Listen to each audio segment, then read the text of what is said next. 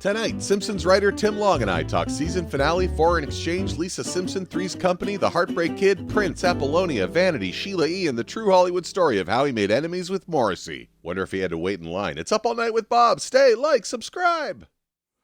Folks, for over 20 years, my guest tonight has been a writer and producer on a little-known spin-off of the Tracy Ullman show known as The Simpsons, entering its 34th season next fall, and about to celebrate its season finale, starring Hugh Jackman, and for the ladies, Robert Reich. He is also a former head writer of The Late Show with David Letterman, an OG staff member of the original Politically Incorrect starring Bill Maher, and a successful screenwriter whose very first and very funny feature, The Exchange, bowed last year and can be rented or purchased on Apple TV, Amazon Prime, or anywhere you find your funny movies. Please extend a very warm welcome to my very special friend, Tim Long, my special friend. You are my special friend. We've been special friends for longer than I can remember. Usually, if I'm giving your biography to someone, as I so often am, Sure. I feel as though I'm usually saying London, Ontario. Yeah, London, Ontario. You know, it's gratifying how often people know what that is, because if you're driving from Detroit to Toronto, you got to go through go through it. Yeah. In fact, I remember one time in 1984, the London Free Press, they had an article. I think it was on the front page. The headline was "Prince eats dinner at the Great West Steakhouse," which was a steakhouse just off the 401. I guess he played Detroit, and then they loaded up their bus and they were heading to Toronto. Right. But they stopped and had dinner in London, Ontario. And people were like, "Holy moly!" And this is Purple Rain. This is peak like Purple Rain. Yeah. Yeah, and this is like and then they just told us what he ate. I think he had it was surprisingly, because he's a slender man, but he had like loaded up baked potatoes, full salad bar. He had a giant steak with the mushroom sauce on it. We were like, "Well, this is great," and he just walked in. Oh my God! What I wouldn't live to give to wouldn't it be great? Prince eat a fully loaded baked potato. Right. Yeah, it's funny because he had quite a, I don't know if you'd call it a love for the Toronto area or Canada, but he had a house in the Bridle Path, I think, I didn't know that. Well, he did definitely have a thing for, he had that sort of like weird, now we're going, this is what I love about the show, and why it's gone on for 15 seasons, is I just love that we go on these digressions. Yeah, right, yeah. But he loved, in fact, I think I just saw an article, or I was, you know how like, okay, this is a digression on a digression. No, that's all right. I'm sure you're like me, that you will go on like deep dives to YouTube and then you've lost March. Oh yeah. And or you've just like read this thing and then read this thing and then read this thing. Yeah. I found an article, kind of when Prince died. I think one of the Toronto newspapers, of course, in Canada, the thing you have to do is like, what's the Canadian angle? And so the angle was, Prince, recently deceased, loved Toronto. So he had all these connections with Toronto. I think he was a fan of Feist, if I'm not mistaken.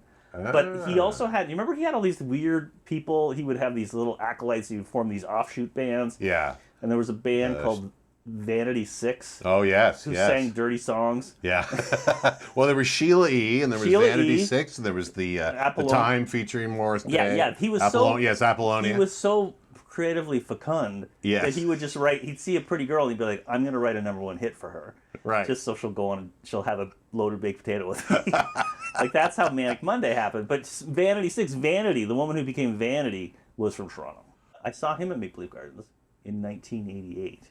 Jesus, Tim, this is so weird because I was at that same show, the Love Sexy tour. Right. And I was already going to bring up that we were both at another kind of, I think, what's the word I'm looking for? Cultural event? Well, a big cultural event, but a formulative experience? What's the word? Formative experience. A formative experience in concerts, which is the Smiths. We both saw the Smiths at Kingswood Music Theatre in Canada's Wonderland. I didn't see that show. I saw... In 1986. Oh, I was certain you were at that show. I saw them at Centennial Hall in London, Ontario, like a week before that. Oh, that's right. I think it was their first show on the Queen is Dead tour. Right. Well, it was definitely the same tour, and I think we certainly saw them within a week or two so. Of each other. Yeah, I have friends who went and saw them at... I don't think I ever saw a concert at Canada's Wonderland. That just felt like the apex of fun, to go see a concert at Canada's Wonderland. But Centennial Hall was pretty good, too. Well, I can remember my buddy and I, we fancied ourselves very kind of cool, Right. And it was but I remember the conversation because it was like when you were 13 or 14, you were always going to Canada's Wonderland. Let's go to Canada's Wonderland, right. But somewhere between like 14 and 15, I was still 15 when I saw that show, but I can remember kind of having to build ourselves up to what hour we were going to go to the park, because I was like, well, we're not going to go and ride on all the rides, man. So we should just like show up at like 5 or 6. We'll sneak in a Mickey, and then we'll go, we'll just a Mickey. Remember Mickey's? Sure. Here's a question. How did you get to the park? I think we took a bus. There was like a bus that you could take out of like the Sheraton Mall or something like that. Oh, that's fantastic. And that took you to Kingswood. And so we got there. I may be making the Mickey up, but I do remember packing, we had our little cigarettes and our little baggies awesome. and all stuff. Just a couple of years ago, I saw a photo that was snapped, I think I might have posted it at the time, of Billy Bragg and Morrissey at Canada's Wonderland. Oh my God. About to go on a coaster. That. I think I've seen that picture. Yeah. Yeah. And it was in that picture was actually taken in '85 on an earlier tour. Wow. And we saw them in '86 because on the tour that you and I both saw, it was Phranc. Who introduced herself as a lesbian folk singer. Wasn't it Jewish American lesbian folk singer? Was she American? Like I just remember there was something about her that people were like, "What?" Well, she had this provocative. Yes, exactly. Yeah. She had a kind of like a tongue-in-cheek description of herself, and then she had a buzz cut, which we'd never seen on a lady before. No, this was all terribly new. Just like the most basic things in the world. She didn't dress traditionally. Yeah. And we were all like, "What?" So we got to talk about Morrissey. Yeah, this is the thing. Like, I think of those memories, and then I have this happy feeling, and then this sort of like sickness comes into my stomach, and I realize there's a possibility that Morrissey hates me more than anyone in the entire world. Well, so let's just talk about this a little bit. Okay. So last season, I think it was last season. Yeah. You had, what was the name of the episode? It was called Panic on the Streets of Springfield. Panic on the Streets of Springfield. Right. Featuring a so thinly disguised as it was funny. Like before of course, like if you're anything like me, you get this really big bold idea, and then as it's about to happen, you're like, oh, I'm scared now. Because the idea is, it was all born of how much I loved him, and it was sort of born of Matt Selman, the showrunner, and I had both been at his show at the Hollywood Bowl, and he was very different there than he was in 1986 at London, Ontario's Centennial Hall. Yes. So, but he's been a constant in my life, and I've always loved him. Like I remember being when I was on some sort of youth tour through Quebec, and like friendless and sad, and like being on this bus and listening to Meet His Murder. Yes. And deriving succor from it. George Cukor? Yes, George Cukor from it. And so, I just love the guy. But, I remember thinking it wasn't the best show at the Hollywood Bowl. It was like a little different. It just seemed like he'd changed like all of us had. Right. So anyway, Matt and I talked about it, and we thought, well, Morrissey at his peak Morrissey is very Lisa Simpson friendly. And so we thought, well, what if Lisa gets into not like current Morrissey, but like, another thing we've been talking about is like how a lot of writers for The Simpsons, their kids have been getting into weird old music because of Spotify. Right. And other streaming services. Yeah. So like Brian Kelly's son had gone bananas for Billy Joel. Oh, wow. Like 59th Street, Billy Joel. Yeah. And when you listen to that record, you can see why. It's like really catchy. But what a weird thing for a kid in 2000, whatever, to love. And so we thought, well, what if she gets into Morrissey, and Jojo Rabbit had just come out. It's like, what if she starts imagining that young Morrissey is her friend? In your pocket, Lisa? My dad's credit card. Did you steal this? Did I? A little of both. It's complicated. Sometimes I identify as imaginary, but sometimes I can do this. Oh, the zipper!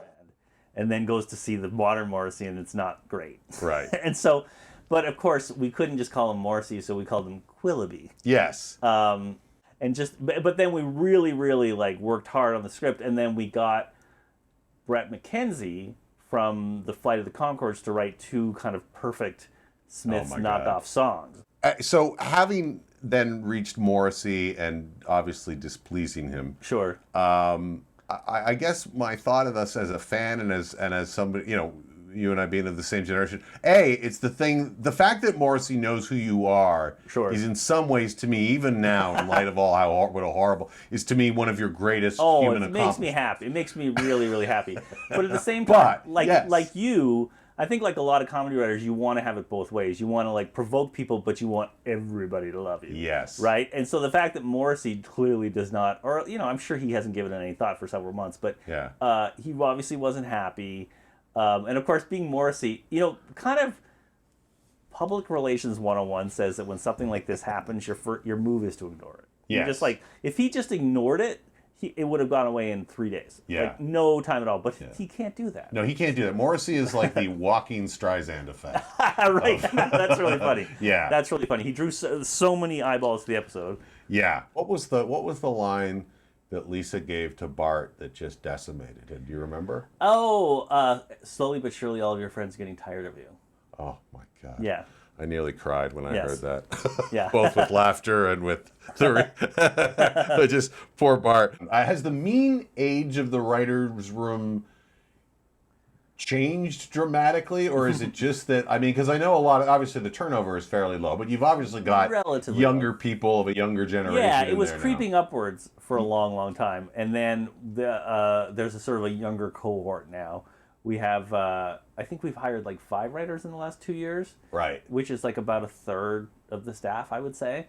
And they're uniformly great. And they have reduced for a long time, we didn't want to like take staff photos because it was all just a bunch of pasty old white guys like me. Right.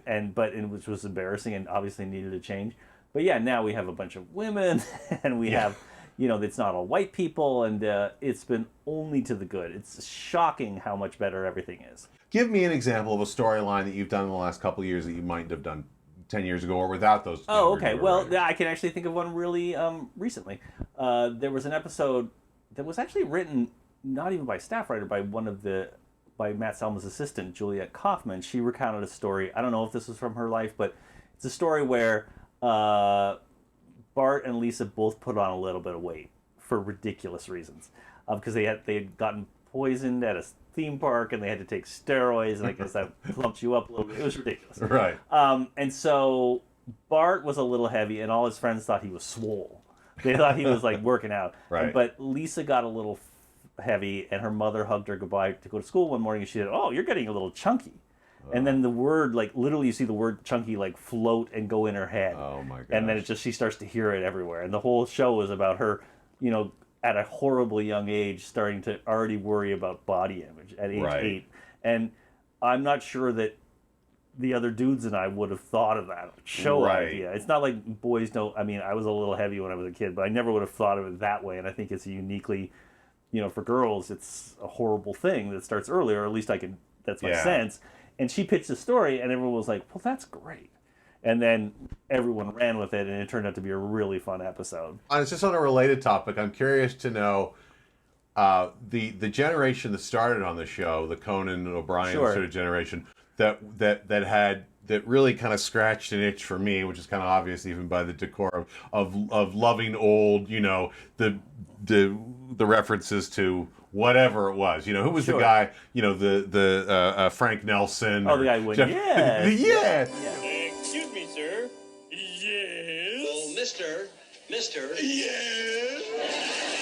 Yes. Things that would. How often are those kinds of jokes or characters, or is there ever a moment now where an older guy is pitching us something in the room and you're just to younger people and they're just like, what the hell are you talking about? There's so many things like that, and of course I've been at the show long enough that like. I remember if any time any group of comedy writers got together, day or night, they could talk about The Sopranos. Right? Yes. Remember, like, from 1999, past when the show went off the air, well, close to, like, 2017, it's like, let's talk about The Sopranos. Wake up. We got to talk about The Sopranos. And everyone knew it. And then, like, in the room recently, somebody brought The Sopranos, and a really goodly chunk of the room was like, I've never seen it. Oh, wow. And it's like, oh, boy. Yeah. And it's like, time marches on, man. Well, not to mention the comedy references. Like, are they, or because they're comedy writers, do they? Well, are some of the touchstones still the same? Some of the touchstones are still the same. There's less tolerance for.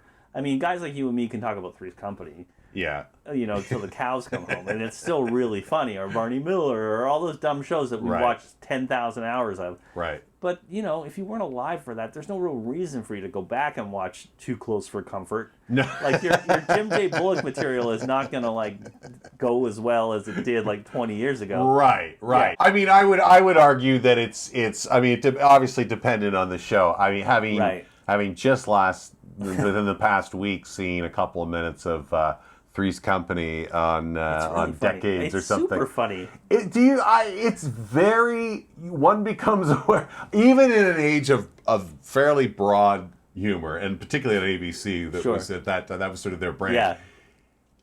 It's pretty dumb. It's really, really dumb. And everybody's really dumb.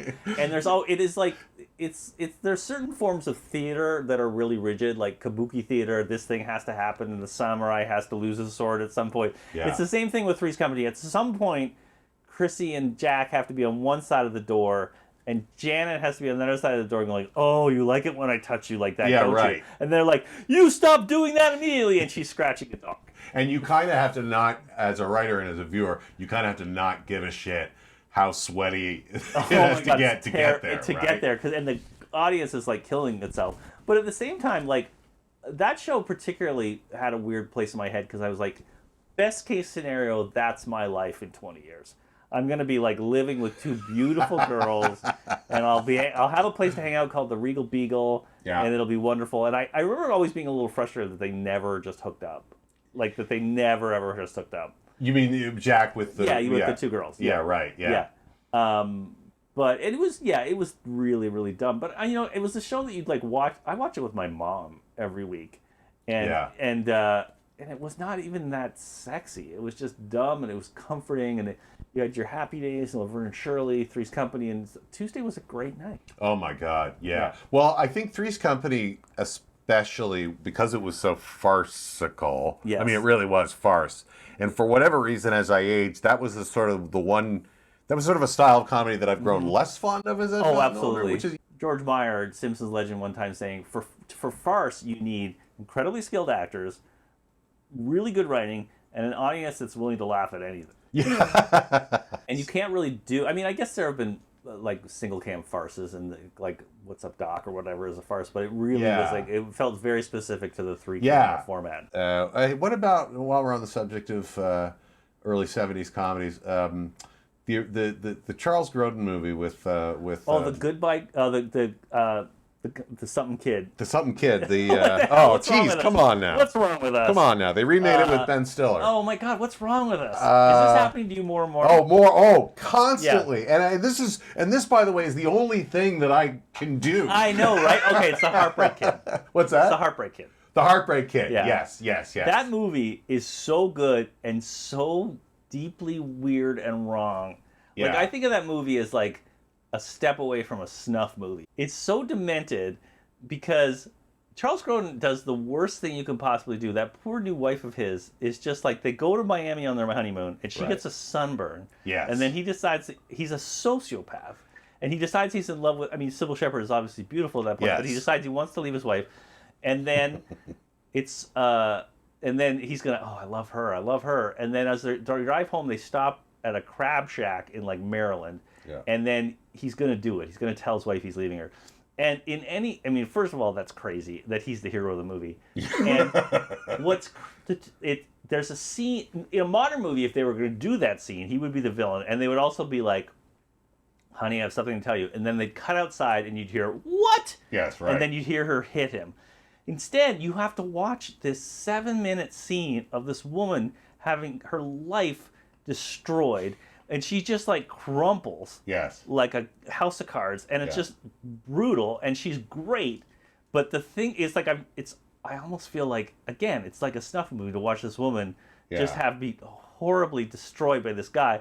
And what's hilarious about it is that actress is the daughter of the director, Elaine May. I think I knew that at one point. That was Elaine May's daughter. She put her own daughter through that. There is certainly a brand of 70s film, early 70s film, that I think was not afraid to let a scene play out no matter how uncomfortable it got. But the great thing about the end of that movie, and spoiler alert, is that he ends up with Cybil Sheppard, and then it becomes clear he's going to do it to her too. Yes. Because he's just this dick. Yeah. And he's just a horrible person and just like with a path of destruction. Well, by the way, did you read the Mike Nichols book? No, I don't think I did. Oh, it's good. Is it? It's really, really good. Yeah. It's speaking about weird comedy of the past. No, I feel like that'll. I mean, I don't know. This is, the theme of the show tonight is just a guy with a podcast hacks on Nichols and May. But obviously both brilliant. But there are certain things either kind of scratch you exactly where you itch, and certain things don't. For whatever reason, the sensibility there in and around, even The Graduate, which I like The Graduate, but I've never. That's funny because I love The Graduate. For a long time, I thought The Graduate was my favorite movie. Is that right? Yeah, I think it's so good, and I love just the journey that character takes. But I feel like it's one of those movies that's been sort of delegitimized because, through a modern lens, you realize that he turns into a stalker. And also, just on a plot level, what that winds up meaning is everybody remembers the first hour. The first hour is just one iconic, unbelievably fantastic scene after another. Right. Benjamin going into the pool wearing the scuba gear, all the stuff with Ms. Robinson, the hotel, and Buck Henry. Yeah. I mean, great. Okay, great. But at the second hour of the thing, not only does he become a stalker and he follows her to university, but the story just kind of stalls out for about 40 minutes. Am I crazy? But if there's some great Simon and Garfunkel songs, there's and if you like seeing people drive up and down California, that's the movie for you. I think he does it like 8 times. Yeah. But Catherine Ross, great. Yeah, it's indefensible because he just wears her down in a way that in fact, I think that guy Gavin DeBecker. No, I'm not picturing Gavin DeBecker. He's like a kind of a celebrity security expert. He's really celebrities who've had stalkers come after them. They hire him, and then he helps people people of means be safe and whatever. And he wrote a book called The Gift of Fear, right, which is about stalkers and the modern phenomenon of this horrible thing happening.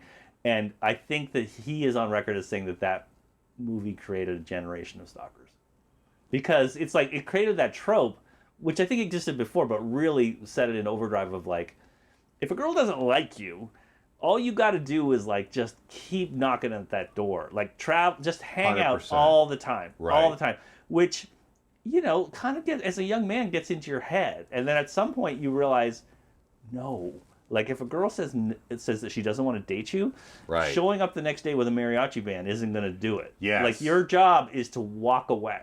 I would 100% agree with that assessment, and I think that there were, you take a movie like Say Anything, which was obviously really popular, right? Like with the scene. Oh yeah, all those iconic rom-com, and I absolutely think that there was some bad messaging that I got as a young man, because I can absolutely think of times when I thought, I'm a creative guy. I'll bowl her over with whatever, and then I look back on that and go, no, you putz. Right. She didn't like you. Just. Yeah. And occasionally, you feel you've seen experiences, maybe you've had experiences where a girl says, we've gone out a few times and it was nice. I don't think we should date anymore. And then you're like, come on, let's do it again. Yeah. It's and sometimes just it'll be okay, I'll go to dinner with you again. But then it's no, don't do that. Sometimes people break up and get back together, but that's fine. But it'll happen because she comes back to you. Yeah. Don't do that. But it's, the thing of that message of just be persistent. Last year you made this delightful feature called The Exchange, which I want to talk about for just a minute because, as I said in the intro, it is available to stream and to rent and to purchase everywhere. Sure. I just loved this thing, by the way. Thank you. Yeah, it couldn't have been sweeter. And you think about all those tropes that we've been talking about. Sure. Sort of the poisonous kind of young man trope. This guy, not just because the character has a certain ineffectual quality in the first act of the movie, but there's such a sweetness to it. Can you just tell people who haven't heard you talk about it or seen it, just a little bit about that story and it was based on an experience I had as a kid. Yeah. Where I grew up in a small town, and I thought I was, the local intellectual, and I thought that the fact that I was I didn't have a surfeit of friends was the problem of the town, not of me. Right. I thought that there was like a level, like a lot of young men of our ilk. I had both like towering self-esteem and no self-esteem whatsoever. Yeah. And so I thought, well, I'm a person who knows who Albert Camus is, even though I probably pronounced it Camus. And I thought, and I knew who the Smiths were, and I was like, I thought I was really the cock of the walk, and in terms of sophistication. And I thought, well, I don't seem to be dominating this town socially the way that I think I should be. So at 16, as like a skinny putz who's listening to Morrissey. And so I thought, well, if I can't make a friend, I'll import one. And so there was this exchange program that the government of Ontario did where you could bring in an exchange student from like France or Spain or wherever, and they would come to your town and live with you. And then, so I thought, well, this is great because there's going to be this French kid from Paris who's just like me, and I'm going to be like best friends with him, and we're going to go around in trench coats, and it's going to be fantastic. And then, so I signed up for the program, and I got in, and then this guy shows up. I'm here with Tim Long, awaiting the arrival of a young man from Paris.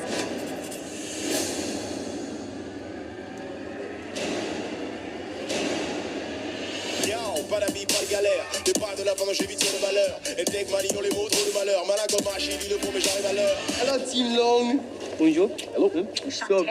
So beautiful.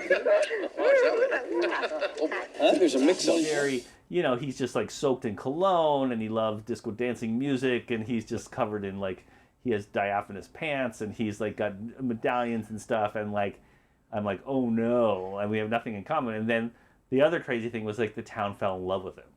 Right. And he had sex with everybody. He had sex with everybody. Down to the diaphanous pants? Yes, the diaphanous pants was true. Yeah. Yeah. Which make an appearance in the movie and are really funny. And also your mom is played by Jennifer Irwin, who's just fantastic. Yes, and who I've spoken to about doing this, and we're just trying to get. Oh, she should definitely do it. We're just trying to get schedules together. But I only know her a little bit, but she's really great. You'll see her. It's funny once you realize who she is. She pops up in lots of stuff. Oh my God! Goldberg's, a Superstore. Yes, and she was really funny. She's from Toronto and comes out of Second City and all. So, but she's really funny in Eastbound and Down. Was the first time I caught. Oh gosh, I didn't even see her. Really, yeah. Well, she played not the. She's really funny in Eastbound and Down. That's the point. Okay, that's the point of the story. I can't remember that. All right, let's go back to both trying to figure out the Heartbreak Kid title.